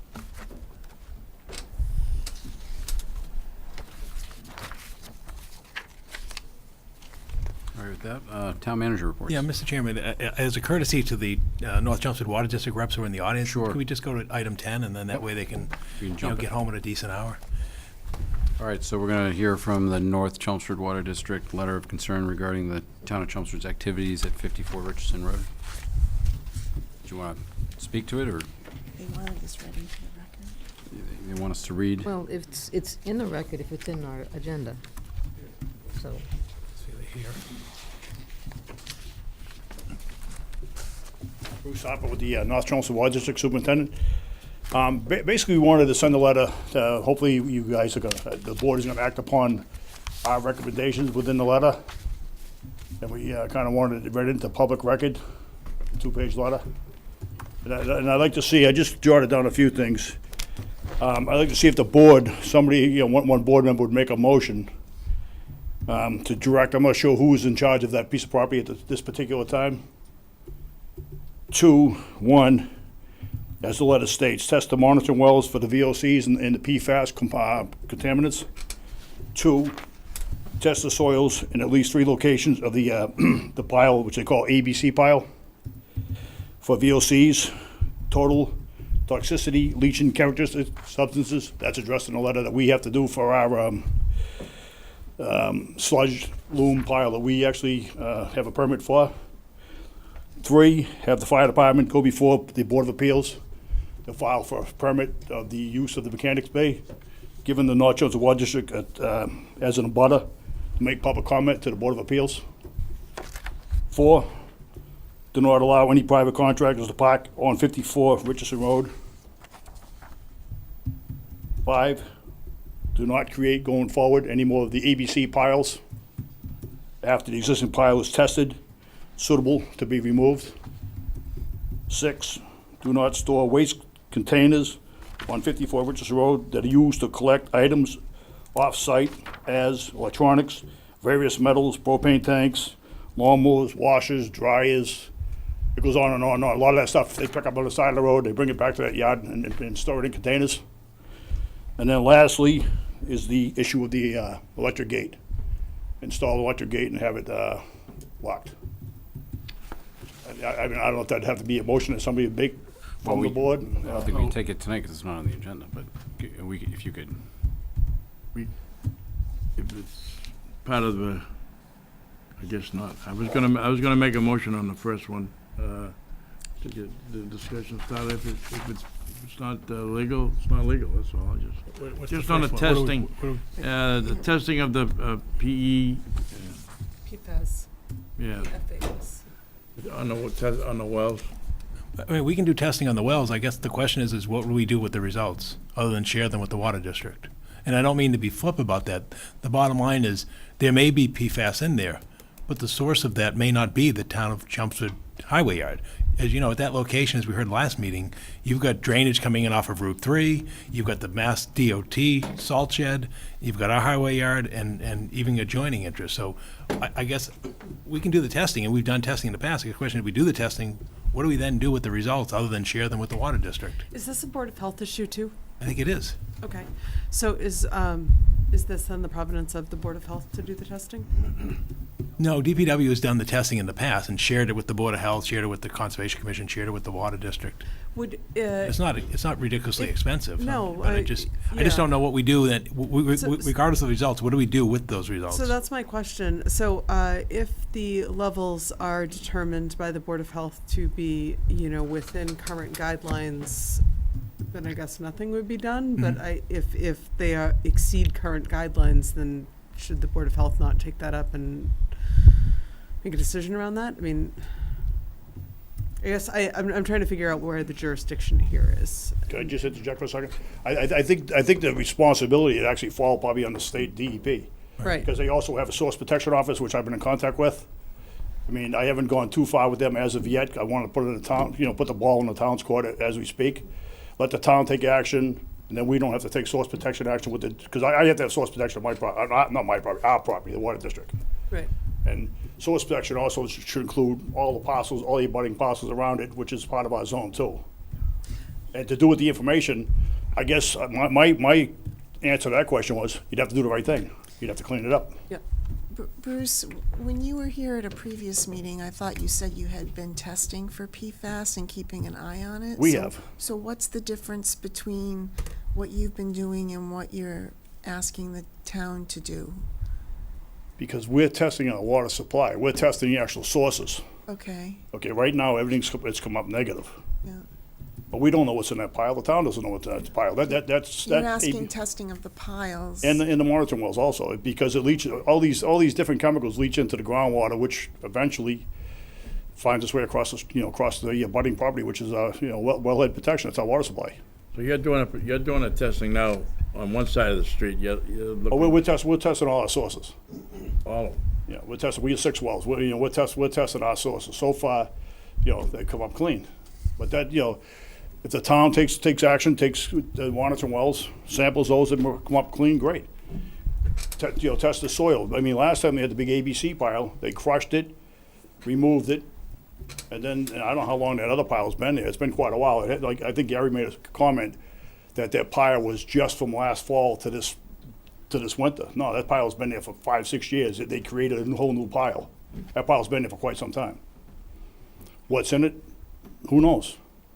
I mean, I remember a couple of years back when the ABC pile was an issue, you could actually see blasting wires coming out of the pile. Now, perchlorate was a big issue. We've luckily, we're fortunate not to have any perchlorate, which is an accelerant when they used for blasting, which a lot of that materials came back from some of the sewer contractors years ago. So we have no idea what's in that pile. Neither does the town.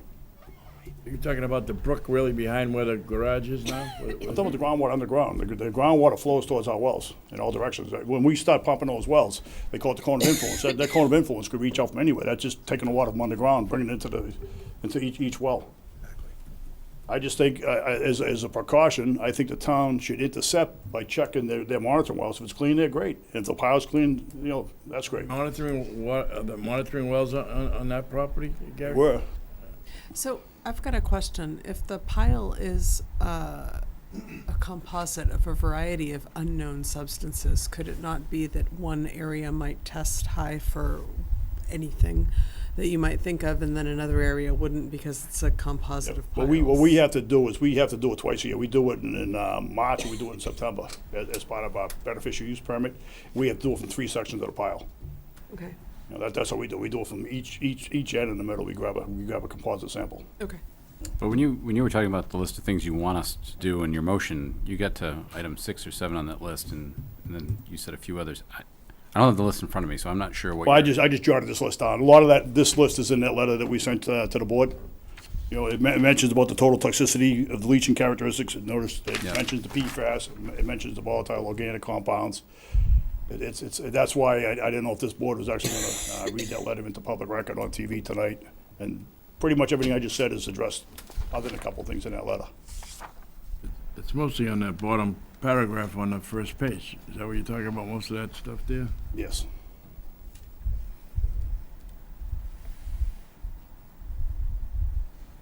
You're testing for it all now?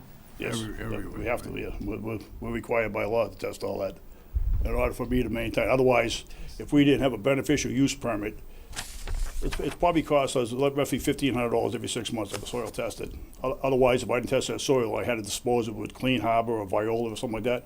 It's probably like $20,000 a month to get rid of it. By me testing it, mixing it with loam, drying it out, and reusing it for, when we do water leaks in yards and stuff, we're able to get rid of the materials. But it has to be tested for these, like the TLCS, the one I talked about. They test for viruses, they test for bacteria, and we're allowed to use it because they're not present.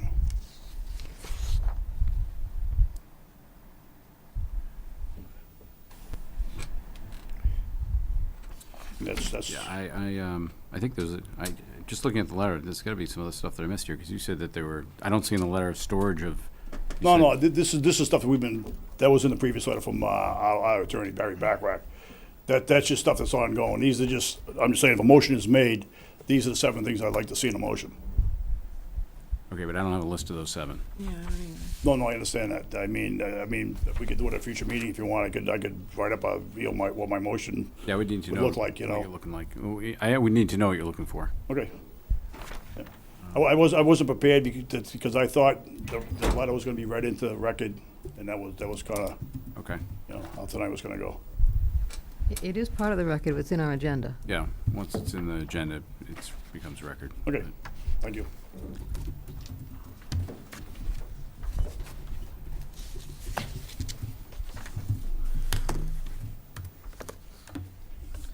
So are we asking Bruce to give us a list? Yeah, I guess I would need to know his 7 items that he wants. Bruce, I think what we need is a list of your 7 items that you're asking us to do at the next meeting. Okay. And then we can. 2 weeks. 2 weeks. 2 weeks? 24th. 24th. And then we can take Well, that. And I think if you could maybe provide it a little ahead of time, that would give Absolutely. Paul and the Yeah, yeah. DPW some time You'll have it this week. look at it, so we Yeah, can have I'll make a sure you get it this week. conversation. Okay. Okay. Yep, thank you. I'm sure some of that we can work with. Some might be a non-starter, but we have to look at Okay. it first and That's figure a out where start. to go. I mean, maybe it's a start. Our goal, your goal is to protect the water supply, and we're all water takers, taxpayers. Bottom line. Yeah. I mean, Exactly. Is there a problem if they No. tested it? I mean, No. 'cause I mean, 'cause they're No, we've doing done it anyway. testing in the past. I mean, it's, Yeah, Bruce Did Clark, you have- Chairman, would you have permit- North Chelmsford Water District. I guess Bruce pretty much mentioned everything, and I guess the simple answer for Paul's question is, what do you do with the results, is you find the source, which Bruce kind of indicated also, and whether it's the town or somebody else, at least those wells are gonna, let us know something's traveling our way before it gets to our wells, is pretty much the point of that. Thanks. Thank you. I agree. We don't know the source. We may know its presence, but That's not why its I was source. wondering if the Board of Health but we can- would have any kind of protocol Right. for when you discover a substance. Does the Board of Health have a protocol for tracking where that comes from, whether it's a pile of something or whether it's upstream or whether it's, Exactly. so. Okay. So do you want to jump back now to? Yeah, real quickly, just a few items for your consideration this evening. One is I have the second revised draft of the 2020 spring annual town meeting warrant for the April 27th spring annual town meeting. Essentially, there's no changes from what you saw 2 weeks ago, and I will remind the board at your next meeting, you will sign the warrant in order to be timely in terms of the conduction of the election and the town meeting. The only change really from the last time is we did hear the board's suggestion last time about putting an article on perhaps for Ledge Road and Dunstable Road easements. That's really not going to be able to be completed by spring town meeting. So that number 27 will not be here next meeting. And then number 30, we'll have a better idea on tomorrow. We are opening the bid opening for the South Row School roof project, and so I just leave it to the board's awareness, just to let you know that until we open those bid results, we really won't know if we'll need any additional appropriation. But I just didn't want it to show up in 2 weeks and say, hey, where'd this come from? But so we're aggressively on that project, and we'll know more tomorrow. In fact, I'll share with you the results of that by email once we get that. Where is it? That data. The bid opening is at 10 a.m. over at DPW. And that's an MSBA. That's the MSBA project, right? And so once we see those results, we'll decide how and whether to proceed with MSBA in terms of the timeline and costs that are associated with going that route, or to just proceed unilaterally by the town this summer. So anyway, I just wanted, just so there are no surprises for next meeting. So that's the warrant. The next item I have is the completion of the 27 Katrina Road brownfields remedial activities. This one is great to bring to closure. When I arrived back in November of 2006, one of the first things I had to confront was the town had taken by tax possession 27 Katrina Road, which was an old chemical site. We're using semiconductor washing and preparing and everything, and it was a brownfield site. From the time of its brownfield, it was actually a Tier 1 environmental source, meaning the state had direct oversight on it, as opposed to what's a Tier 4, which is your typical environmental site in a community. It was that high priority. And that goes back into the town's sort of semiconductor age. You're sort of in your 80s and 90s. Basically, it's the things that sort of fall off the table, were underattended, I guess would be the best word I would use. And then since that time, the town had taken a variety of uses. That site had taken a variety of uses, from a moving storage use to someone was using counters, the counter space. There was actually a person living in the site, was working with one of the companies. It was a mess. But the town had taken it basically, and I work with Gary Perschetti in Public Works and Facilities to secure the site. And then ultimately the town moved to raise the building, working with a variety of funding sources from EPA, DEP. Long story short, this was a 14-year effort that, as you may most recently know, involved the sale and disposition of the site to an LLC that's basically going to result in the bus storage facility and training facility at that site for the school buses, which thankfully we will leave the Forum site in town. So I'm pleased to hand you the consultant report dated February 4th. And I'm not going to, it's public record you're saying, but I'll just basically say the conclusion is the remediation goals in the SIP and the SIP modification plan have been achieved. And that now is the responsibility for the future environmental response has now been transferred from the town of Chelmsford to Katrina Road LLC. So this really is a watershed mark in terms of remediation of a brownfield site, and quite frankly, moving this off of the town's plate. I think when the town acquired it, the vision was at one point they might take the site and make it into a sewer division location for the highway department. Obviously, that never materialized. We've since consolidated over on Alpha Road and moved our facility where we were leasing space over by the asphalt plant and so forth. So a long way there, a lot of efforts along the way, and I just want to acknowledge everyone from Public Works Facilities to the DEP to EPA and everybody who's getting us to that location. So that's that item on the agenda. Next one, real quickly, is the MVP grant award. Pleased to report to you that many of you were out there at Dunshire Drive when we had the state official out there about the Municipal Vulnerability Preparedness Program. Last week, the town was awarded a grant amount, an action grant, the amount of $83,545. And that's really to do what we call phase one of that culvert and stream restoration. And basically, the tasks that will take place under this would be the field data collection and analysis, including topographic site survey, wetlands delineation, geotech assessment, then doing modeling, then doing design, permitting, and then public engagement.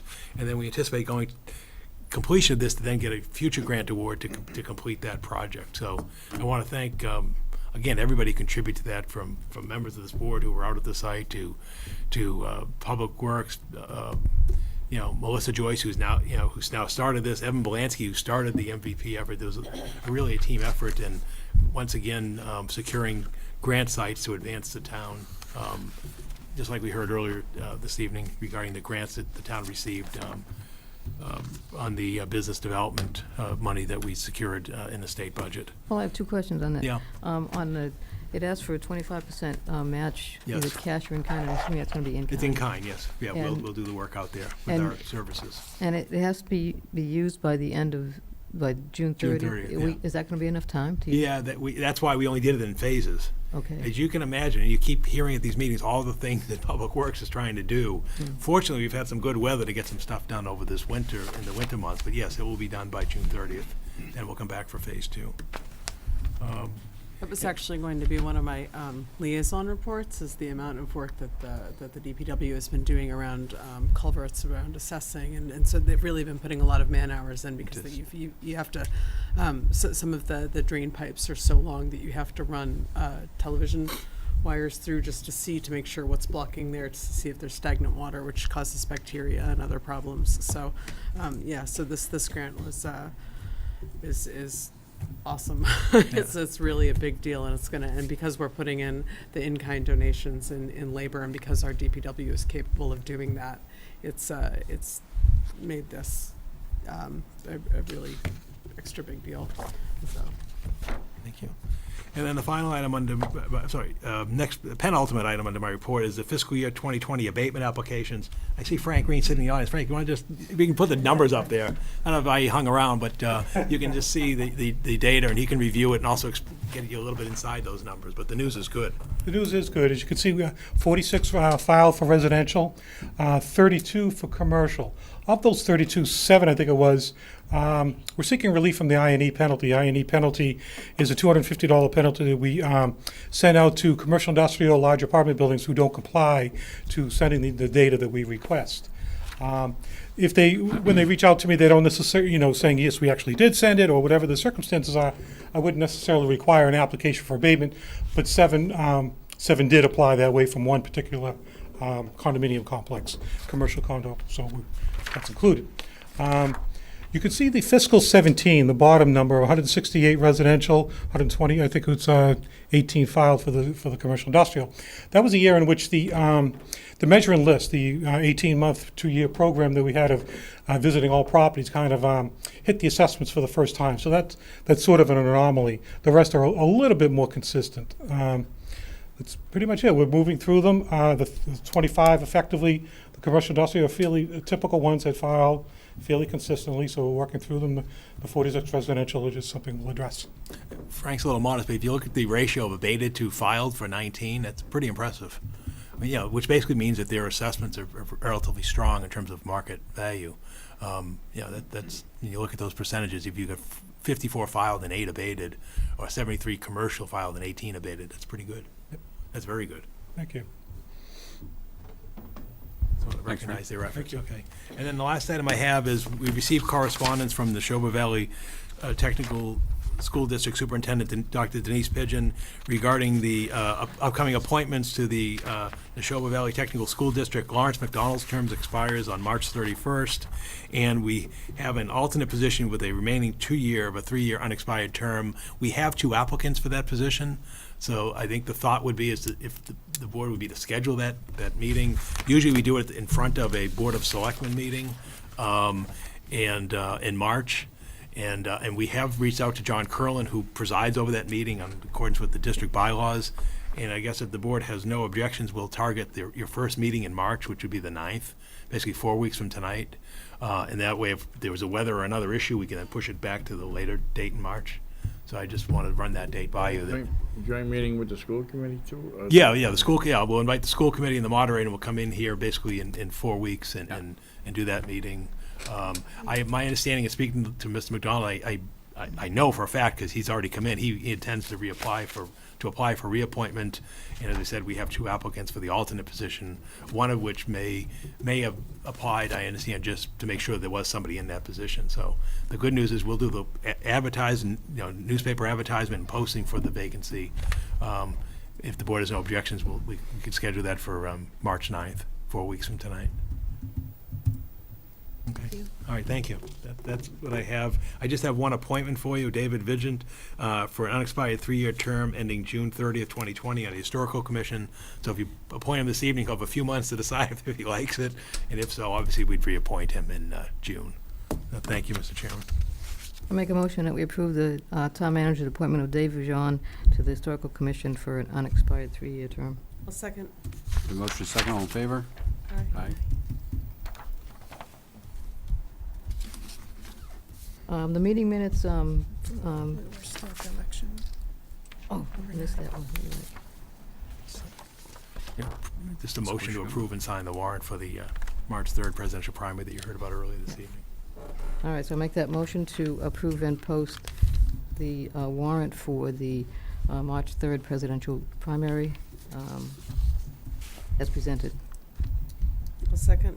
Motion is second, all in favor? Aye. Aye. All right, Pat, now you're up. Okay, now on the meeting minutes, Virginia has asked if we hold those. There's a change that she wanted to make to one of them, so if we could, those on the next meeting. Doesn't matter to me, I can't vote on it. So we'll hold those minutes till the next meeting? Thank you. So both set. And that's both of them, right? Yeah, might as well. Yep. All right, that brings us to Selectmen liaison reports, and we'll start with George. Nothing? Virginia? The school committee is going to be holding their budget hearing on Tuesday, February 25th at 6 o'clock at the Chelmsford Public Schools Administration Office on North Road. The fiscal 21 recommended budget document is available on the Chelmsford Public Schools website. And if you can't make the meeting and have any comments or questions, the school committee invites you to email your questions to any member of the committee, and they'll bring it up on the 25th. The Conservation Commission is conducting a notice of intent public hearing to undertake tree clearing on the dam at the Cranberry Bog Reservation off of Elm Street on Tuesday, February 18th at 7 o'clock at the town offices. And the funding for this effort is on the draft warrant articles for approval at Springtown meeting. And the Age-Friendly Community Committee asked me to just mention that they have been collaborating with the Master Plan Update Committee on the survey that was announced earlier in this meeting. And they look forward to having a high response rate there to help them get a better assessment of age-friendly needs and things that are important to the residents from an age-friendly community. Thank you. Emily? So my stormwater grant was announced already. The Permanent Building Committee is moving forward with inspecting the Engine 2 building and figuring out estimates to hopefully present at Springtown meeting. It may not happen, but that's the goal. And members of the committee will be touring some comparable news stations in the area in order to get a better idea of what the possibilities are for our own renovation. Okay. Pat? A reminder that on February 29th, the library is having a birthday party. The new section of the library, well, still new to me, will be 20 years old on February 29th. And the Chelmsford Friends of the Library is hoping to have 20 members of the Friends of the Library by then. So if you haven't joined the Chelmsford Friends of the Library, please try to do that before the end of this month to meet their goal. Great, thank you. And so I just want to remind everybody for the master plan survey that's out, again, if you could go to the website for the town, it's on there. The library has it, the senior center has it, it's downstairs. I think when you come in the building, there's a information on it. And then the other update is, I wasn't at the meeting, but the historic district had a pretty good meeting last week where it looks like they gave approval to the Oddfellows building, which has sort of been a blight in the center of town for many years now. And Paul, you want to give some? Yeah, and it goes on to the planning board agenda this Wednesday for site applicability, so it's underway. It's very exciting. First floor steakhouse is what they proposed, Yeah. with a nice glass front view that you, so the drawings look pretty neat, and that'd be exciting. All right, with that. Press? So, press questions. Any press questions? I didn't realize you had a section for that. I'm Rob Mills from the Lowell Sun, just filling in for Luke because there's another meeting. Just come up to the mic so we can hear you at home.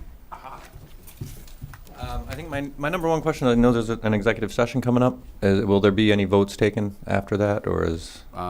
We have an agenda item to come back. We're not sure how that will, but it's Okay. on there. So All there's an option there. All right. And I think that's it for now. Thank you. Okay, I'll make a motion that we adjourn to executive session to conduct strategy sessions in preparation for negotiations with the town manager and to conduct contract negotiations with the town manager, and we will be returning to open session. Second. We have a motion, a second, all in favor? Roll call. Oh, roll call. Aye. Aye. Aye. Aye. Aye. Miranda, ladies are- I always forget the roll call.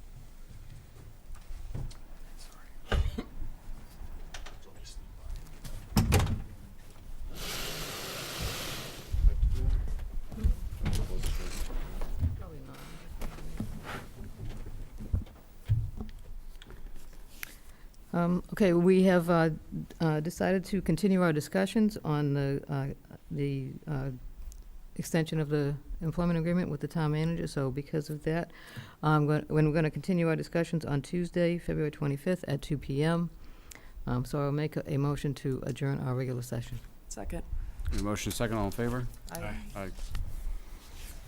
Aye.